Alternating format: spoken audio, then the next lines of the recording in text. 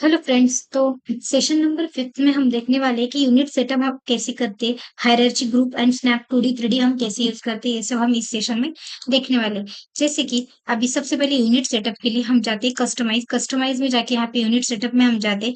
Unit setup में जाने के बाद यहाँ पे हमें शो हो रहा है मैट्रिक मैट्रिक मतलब मीटर में हम मिलीमीटर सेंटीमीटर मीटर्स किलोमीटर में यूनिट सेटअप यहाँ पे कर सकते हैं। उसके बाद यूएस मीटर में फीट एंड फ्रैक्शनल इंचेस में फीट एंड इंचेस में यहाँ पे यूनिट सेटअप हम कर सकते हैं। और ये कस्टम है, आपको जो भी चाहिए वो आपके हिसाब से यहाँ पे आप सेट कर सकते हैं। जेन्युइनली अगर आप फीट में और मीटर में काम करते हो या फिर एमएम में करते हो तो मैट्रिक सेलेक्ट करके आप एमएम सेंटीमीटर मीटर कर सकते हैं। नहीं तो फीट में अगर काम कर रहे हो तो यहाँ पे फीट फ्रैक्शनल इंचेस और 1/16। मैं तो सबसे पहले फीट एंड इंचेस से प्रेफर करती हूँ, लेकिन या फिर मीटर दोनों भी हम यूज कर सकते हैं। तो अभी मैंने फीट में यहाँ पे सेव किया। फीट में सेव करने के बाद अभी हमारा यूनिट सेटअप हुआ। नेक्स्ट हम देखेंगे कि हमारी स्नैपिंग क्या होती है। जैसे कि स्नैपिंग तो बोल मतलब क्या कि हम अगर हमें जैसे कि F3 से हम इसे वायर फ्रेम कर सकते हैं।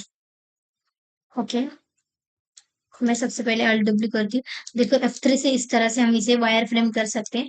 बॉक्स को सेलेक्ट किया, स्नैपिंग को ऑन किया, राइट क्लिक करके जैसे कि हमारे ऑटोकैड में था grid point pivot perpendicular vertex edge centred face grid line bounding box tangent end point mid point अलग अलग तरह के हैं। तो आपके हिसाब से आपको जो जो ऑन रखने वो ऑन रख सकते हैं, जो जो ऑफ रखने वो ऑफ रख सकते हैं। फॉर एग्जाम्पल मुझे अभी एंड पॉइंट मिड पॉइंट ये सब ऑन नहीं रखने हैं।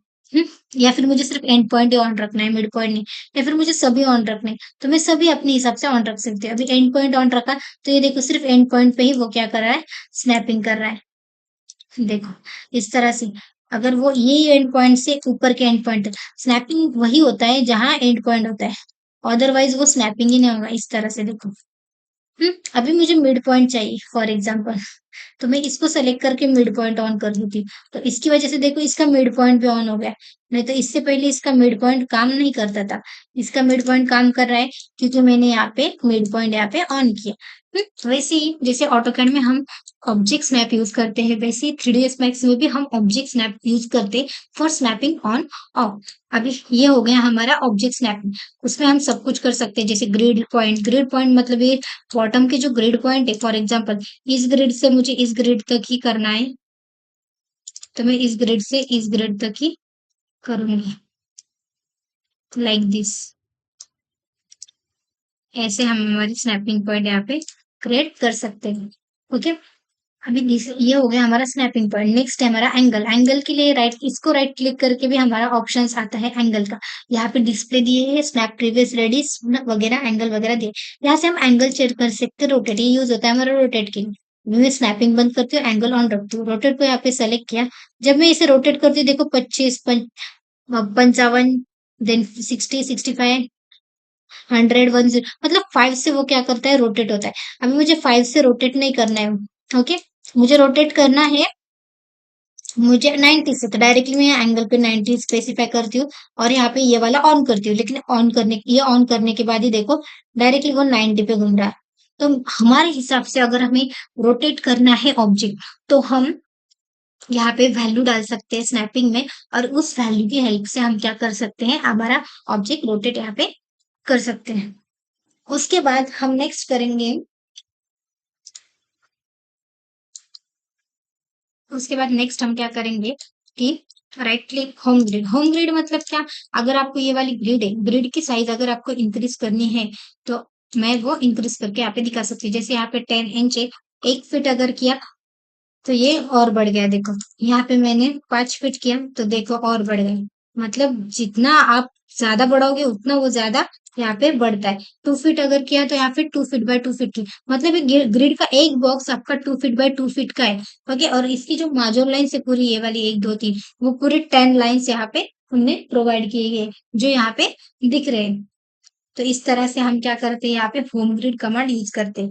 यहाँ पे एक्टिव व्यू पोर्ट या ऑल व्यू पोर्ट पे शो होना चाहिए वो स्पेसिफाई करते हैं। तो हमें एक्टिव व्यू पोर्ट पे वो दिखनी चाहिए, मतलब ये जो है ये हमारा एक्टिव व्यू पोर्ट है, first second third fourth. Fourth में एक्टिव कौन सा रहता है, जिसपे हमारी येलो हाईलाइट रहती है वो एक्टिव व्यू पोर्ट हमारा रहता है। तो एक्टिव व्यू पोर्ट पे जो एक्टिव रहता है उसको बोलते हैं एक्टिव व्यू पोर्ट। जैसे अभी येलो में हाईलाइट हो रहा है ये, तो ये हमारा एक्टिव व्यू पोर्ट है। तो हमें एक्टिव व्यू पोर्ट ही यहाँ पे ऑन रखना पड़ता है। लास्ट में है यूजर ग्रिड। अभी यूजर ग्रिड में उन्होंने 2 ऑप्शन बताए, जैसे कि grid object automation and also auto grid alignment. Grid object automation में ग्रिड एक्ट, जब आप कोई भी ऑब्जेक्ट क्रिएट करते हो तो आपको ग्रिड ऑन चाहिए कि नहीं, ये उसने पूछा है। और नेक्स्ट है अलाइनमेंट। अलाइनमेंट में उन्होंने पूछा है कि वर्ल्ड स्पेस और ऑब्जेक्ट स्पेस आपको क्या चाहिए। तो अलाइनमेंट तो हमें वर्ल्ड स्पेस ही चाहिए होती है, no not object space. Object space से हिसाब से अगर अलाइनमेंट की तो हमारे ऑब्जेक्ट पे ही वो अलाइनमेंट क्रिएट होंगी। तो हमारा जो यूजर इंटरफेस है उसके हिसाब से हमें यहाँ पे अलाइनमेंट चाहिए होती है। अभी नेक्स्ट पार्ट है इसका last, hierarchy.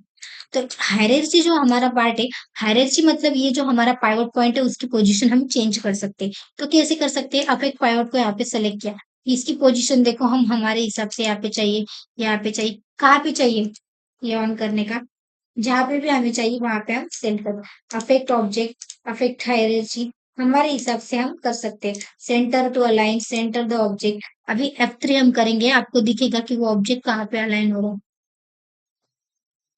Centre to object, align to centre, align to world, ऐसे 3 ऑब्जेक्ट में ये क्या होता है, देखो नीचे आ गई हायरार्की के हिसाब से। मतलब तीनों हिसाब से आप क्या कर सकते हैं यहाँ पे स्पेसिफाई कर सकते हैं। यहाँ पे रीसेट अगर किया तो वो अगेन सेंटर में हमारा पाइवट आ जाएगा। पर अगर हमने ये पाइवट सेट किया, इसकी पोजीशन अगर हमने चेंज भी कर दी, हाँ, तो हमें क्या करना पड़ता है, पोजीशन अगर चेंज भी हमने कर दी,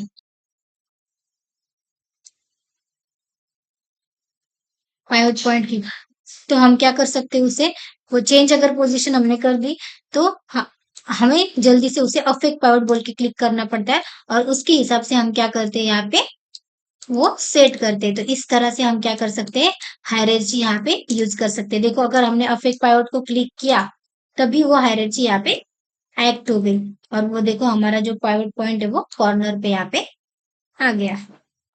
थैंक यू।